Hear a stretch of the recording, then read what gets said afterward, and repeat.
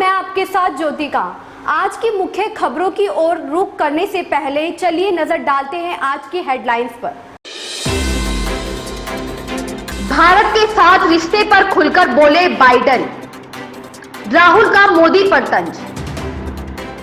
बुलबुलैया 2 ने साउथ की सभी फिल्मों को पछाड़ा। सत्येंद्र जैन को एक और झटका। गृह मंत्रालय ने राज्य को लिखा पत्र।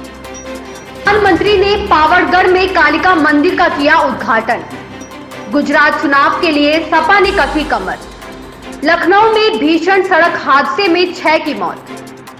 सदन में मंत्री ने दिया विधायक को जवाब। असम और त्रिपुरा में बाढ़ से हाहाकार। अब खबर विस्तार से।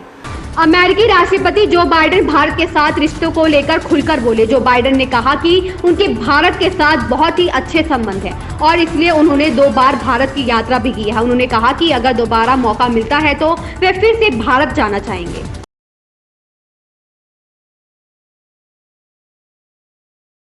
केंद्र सरकार द्वारा सेना में भर्ती के लिए जारी अग्निपथ योजना को लेकर कांग्रेस नेता राहुल गांधी ने पीएम नरेंद्र मोदी पर निशाना साधा है। उन्होंने शनिवार को ट्वीट कर कहा, माफी वीर बनकर देश के युवाओं की बात माननी पड़ेगी और अग्निपथ योजना वापस लेनी पड़ेगी।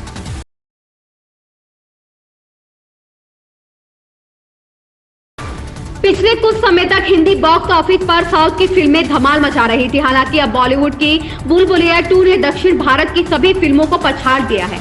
जी हां, कार्तिक आर्यन का जादू इस कदर दर्शकों पर चल पड़ा है कि अनीस बज्मी की फिल्म ने अपने 29वें दिन भी बॉक्स ऑफिस पर अच्छी कमाई की है।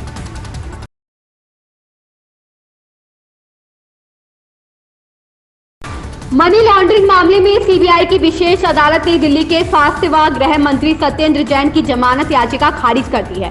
9 जून को दाखिल की गई जैन की जमानत याचिका पर मंगलवार को सुनवाई हुई थी। इस दौरान ईडी की तरफ से additional solicitor general SV Raju और सत्येंद्र जैन की तरफ से वरिष्ठ अधिवक्ता हरिहरन ने पक्ष रखा था। विशेष न्यायाधीश गीतांजलि गोयल ने दलीलें सुनने के बाद फैसला सुरक्षित रख लिया था।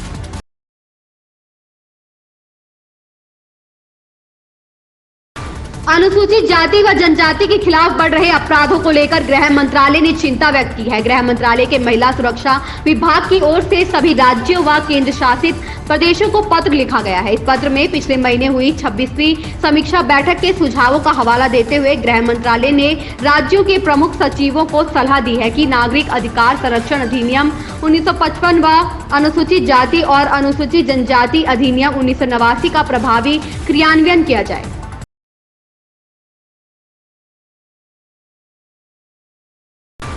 प्रधानमंत्री नरेंद्र मोदी ने पावागढ़ पहाड़ी पर पुनर्विकसित कालिका माता मंदिर का उद्घाटन किया। इस दौरान उनके साथ मुख्यमंत्री भूपेंद्र पटेल भी मौजूद रहे। इस दौरान पीएम मोदी ने कहा, आज सदियों बाद पावागढ़ मंदिर में एक बार फिर से मंदिर के शिखर पर ध्वज फहरा रहा है।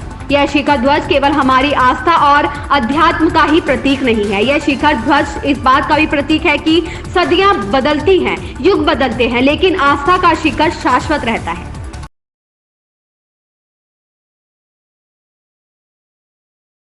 गुजरात चुनावों के लिए समाजवादी पार्टी ने कमर कस ली है। अखिलेश यादव ने कार्यकारिणी का ऐलान कर दिया है।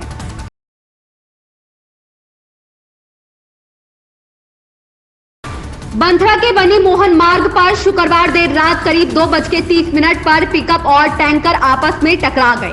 हादसे में 6 लोगों की मौत हो गई जबकि 6 लोग गंभीर रूप से घायल हो गए।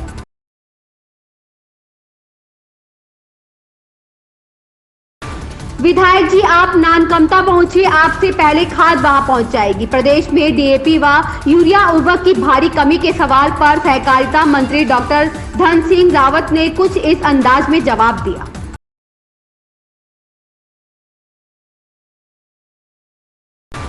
असम और त्रिपुरा में बाढ़ से स्थिति जानलेवा हो गई है। अब तक इस जानलेवा बाढ़ से 55 से अधिक लोगों की जान चली गई है। इस बीच प्रधानमंत्री नरेंद्र मोदी ने शनिवार को असम के मुख्यमंत्री हिमंत बिस्वा शर्मा को फोन कर राज्य में बाढ़ की मौजूदा स्थिति की जानकारी ली और केंद्र की ओर से हर संभव मदद का आश्वासन दिया। ऐसी ही ताजा तरीन खबरों से रूबरू रहने के लिए बने रहिए हमारे साथ।